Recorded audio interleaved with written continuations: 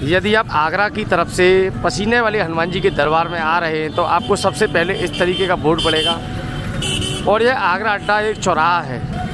इस तरीके का आपको नज़ारा नज़र आएगा और इसी के साथ आप राइट टर्न होंगे। इस तरीके से आप राइट टर्न होंगे तो यह पसीने वाले हनुमान जी के लिए सीधा रास्ता जा रहा है और इससे आगे तोप वाला चौराहा पड़ेगा। तोप वाले चौराहे से आप टर्न होते हुए पसीने वाले हनुमान जी के दरबार में आप सीधे पहुंच सकते हैं। आप इस तरीके से देख सकते हैं। देखिए एक बार फिर आपको दिखाया जा रहा है कि यह महाराणा प्रताप जी की प्रतिमा लगी हुई है। तो वहीं यह एक चौराहा है। चौराहे से आप आगरा की तरफ से आएंगे तो आपको यह वाला एक साइन बोर्ड नज़र आएगा। जस्ट सामने महाराणा प्रताप की प्रतिमा नज़र आएगी। प्रतिमा के आप आगरा से यदि आएंगे तो आपको इस तरीके से रोड नज़र आएंगे और आगरा से 45 किलोमीटर की दूरी पर निधौली होते हुए आप जलेसर आएंगे, जो कि आगरा से करीब 45 किलोमीटर दूर है। और सबसे खास बात यह है कि आप जैसे ही निधौली कला या तोप वाला चौराहा है जलेसर के अंदर, इन रास्तों से आप पसीने वाले हनुमान जी के दरबार में आप पहुंच सकते हैं। आप देख सकते हैं इस तरीके से श्रद्धालुओं के द्वारा पसीने वाले हनुमान जी के लिए इस तरीके से ये रास्ता जा रहा है। और सीधे सीधे आप जाइए। जैसे आप आएंगे मेन रोड से तो मेन रोड से आपको लेफ़्ट टर्न होना है। लेफ़्ट टर्न होने के बाद में आपको ये रोड नज़र आएगा सीधा। इस रोड से आप सीधे सीधे यानी कि करीब 300 कदम चलने के बाद आपको पसीने वाले हनुमान जी के दरबार में आप पहुंच जाएंगे। और बाहर प्रसाद के आप देख सकते हैं इस तरीके से हनुमान जी के दरबार में प्रसाद की दुकानें सजी हुई हैं।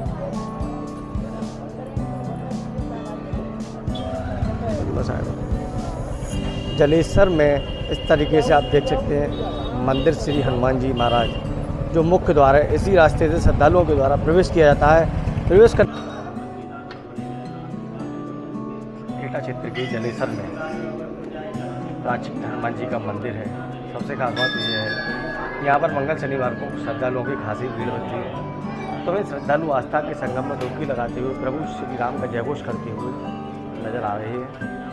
कोई दीपक से आरती कर रहा है तो कोई प्रभु का मन ही मन सिमरन कर रहा है।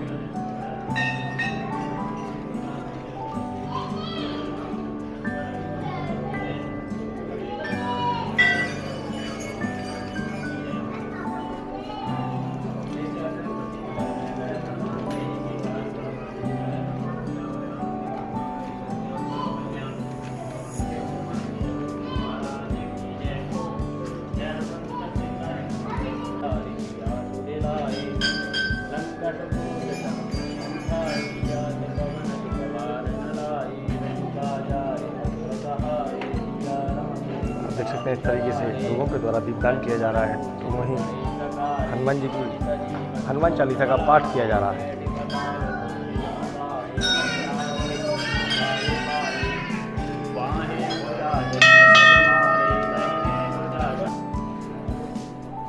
एटा क्षेत्र के जलेसर में आप देख सकते हैं इस तरीके से मंदिर में हनुमान जी विराजमान है और इन हनुमान जी को पसीने वाले हनुमान जी के नाम से भी जाना जाता है।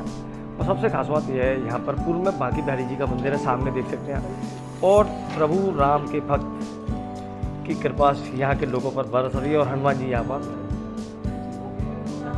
श्रद्धालुओं को दर्शन दे रहे हैं। आप देख सकते हैं इस तरीके से। और यहाँ पर दूर दूर से श्रद्धालुओं का आवागमन होता है।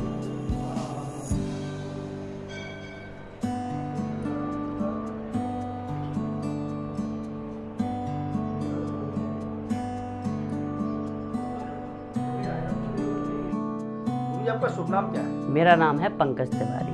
अच्छा, जो हनुमान जी का मंदिर है एटा क्षेत्र के जलेसर में जी, तो जो हनुमान जी का मंदिर है ये कितना प्राचीन है और ये किस नाम से जाने जाता है? देखिए मंदिर तो कम से कम 500-600 साल पुराना होगा लगभग। और मंदिर जो जाना जाता है पहले बांकी बिहारी के नाम से जाना जाता था, लेकिन जब हनुमान जी की प्रतिमा जो अब पसीने वाले हनुमान जी के नाम से प्रसिद्ध है, तो इनको 2 बार पसीना आया है, उस वजह से अब जो मंदिर प्रसिद्ध है वो पसीने वाले हनुमान जी के नाम से प्रसिद्ध है। जो पसीने का चित्र है, पसीने वाले हनुमान जी नाम क्यों पड़ा?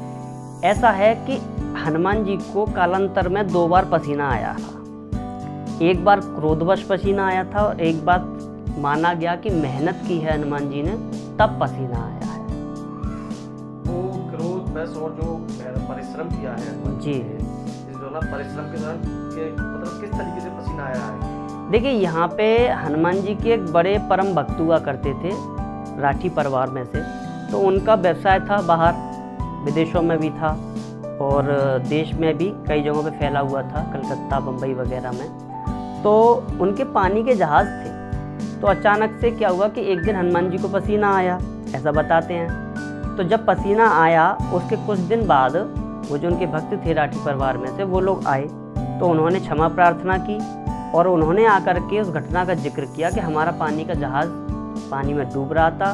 तो वो अपने इष्ट मानते थे ये हनुमान जी को। तो उन्होंने हनुमान जी से प्रार्थना की। तो उन्होंने अपने अनुभव ये बताए कि ऐसा लगा जैसे पानी का जहाज़ बिल्कुल सतह पर आ गया और जैसे किसी ने हाथों में उठा लिया हो उनको। तो यहाँ के जो प्रत्यक्षदर्शी थे, जब पसीना आया था तो उन्होंने यही माना और यही मानकर चले कि उस वक्त इन्होंने हनुमान जी को याद किया तो पसीना आया हनुमान जी को यहाँ पर इस प्रतिमा से। और क्रोधवश ऐसा आया कि यहाँ के एक पुजारी जी थे, मैं नाम लेना उचित नहीं समझूंगा, तो एक पुजारी जी थे। तो उन्होंने क्रोध में हनुमान जी के शायद कुछ कह दिया था या कुछ मार दिया था, ऐसा मुझे पता नहीं। सब लोग बताते हैं, क्योंकि मेरी उम्र उतनी नहीं है, मैं उस वक्त था भी नहीं। तो बुजुर्ग लोग बताते हैं तो उस वक्त पसीना आया था हनुमान जी को। क्या हनुमान जी के दरबार में यहाँ पर कहाँ के श्रद्धालुओं का आवागमन? श्रद्धालु तो बाहर यूँ समझ लीजिए कि विदेश तक के श्रद्धालु आ जाते हैं। जैसे किसी का परिवार हो विदेशों में और मानता हो उनको, तो विदेशों से भी आते हैं। और देश से तो कलकत्ता है, बम्बई है, मेरठ है, बहुत दूर दूर से आते हैं। राजस्थान है, पश्चिम बंगाल है, कहीं से भी आते हैं।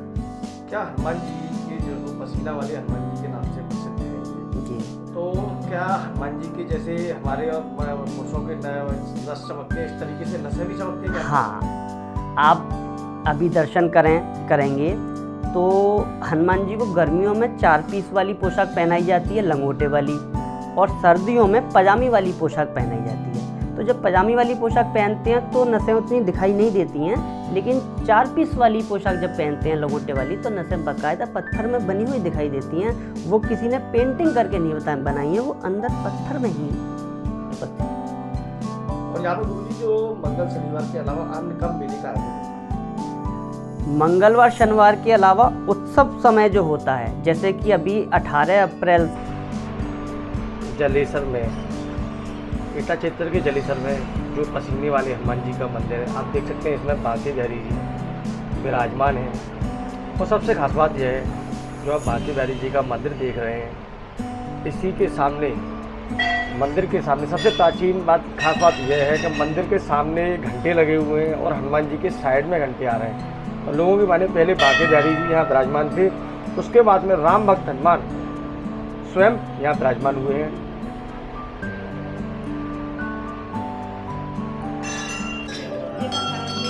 जो जलेसर में हनुमान जी का प्राचीन मंदिर आप देख सकते हैं, इस तरीके से हनुमान जी मंदिर में विराजमान है। और आप सबसे खास बात यह आप देख सकते हैं, यहाँ पर इस तरीके से चारों तरफ घंटे लगे हुए हैं। जिन लोगों की मनोकामनाएं पूर्ण हो जाती हैं वह हनुमान बाबा के दरबार में घंटे भी भेंट करती हैं।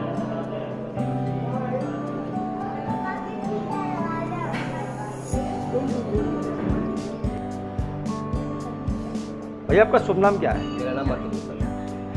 जो आप यहाँ पर जलेसर के पसीने वाले हनुमान जी के दरबार में आप आए हुए हैं हाजिरी लगाने के लिए, इस मंदिर के बारे में आपने दर्शन करते हैं, आप यहाँ के रहने वाले हैं लोकल के, तो यहाँ पर दर्शन करने के दौरान कोई एक ऐसा चमत्कार बताइए जो बाबा के दरबार में आपने देखा हो या आपके साथ हुआ हो। ये क्या मैं आपको आने के चमत्कार में बताता हूँ। सबसे पहली बात तो यहाँ पे मैं आज से नहीं आ रहा, आज मेरी 33 वर्ष की आयु हो चुकी है और लगभग हर मंगलवार शनिवार को यहाँ दर्शन करने आते हैं। मैं ही नहीं, मंदिर प्रांगण में अनाप शनाप भीड़ रहती है, काफ़ी लोग आते हैं जाते हैं और लोगों के मन्नतें हैं तभी लोग यहाँ पर आते हैं जाते हैं।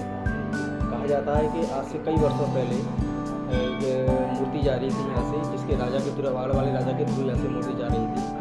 वो पता नहीं क्या हुआ, कैसा बाबा का चमत्कार हुआ, यहाँ मूर्ति रुक गई। काफ़ी चीज़ों का प्रयत्न करा गया, काफ़ी हाथी मंगाए गए, घोड़े मंगाए गए, मूर्ति यहाँ से खिलाई जाएगी, लेकिन बाबा का ऐसा चमत्कार कि यहीं पर बैठ के आए थे, यहीं पर बैठे रह गए। और आज भी प्रभु की कृपा है, श्री राम की कृपा है, यहाँ पे बाबा की मूर्ति है। और चमत्कार की बात करी जाए तो ऐसे कोई काम नहीं हुए जो बाबा ने मेरे नहीं किए। अनेक मैं इसीलिए बाबा को इतना मानता हूँ। मैं क्या, यहाँ पे आने वाले भक्त श्रद्धालु भी जो भी अपनी मनोकामना पूर्ण इच्छा से आते हैं, वो कुछ ना कुछ बाबा को अर्पण भी करते हैं, आते हैं, जाते हैं। जिसको भी ये बताते हैं कि बाबा के यहाँ आएंगे, आप मंगल शनिवार को भोग लगाएंगे, पढ़ाएंगे, अपना कुछ करेंगे, तो आपकी सारी मनोकामनाएं पूरी होंगी। आप भी, मैं कहता हूँ, आप भी यहाँ पर आज कुछ इंटरव्यू वगैरह लेने आए हुए हैं, तो आप भी अपना कुछ विशेष अपना कार्य बाबा से अपने सामने कहें। और मैं मानता हूँ इस बात को, मेरा पूर्ण विश्वास है कि आपका भी वही मनोकामना आपकी भी पूर्ण होगी।